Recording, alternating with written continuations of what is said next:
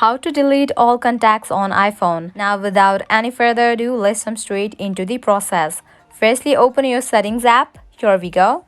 Now at the top you will see your iCloud. Open it.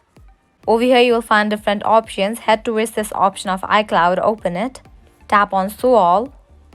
Now here you can see this option of contacts. You have to toggle off this option. Now here select the option of delete from my iPhone. After you do that, your contacts will be deleted. Now open your contacts app. Here we go. After you apply that process, your contacts will be deleted.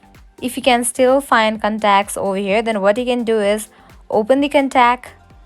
At the top right corner, you can find the option of edit. Tap on it. Scroll down to the bottom. You can find the option of delete contact. Tap on it. Tap on delete contact.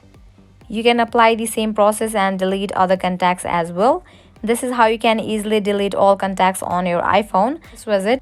If you find this video helpful, make sure to like, share and subscribe to our channel. Thank you.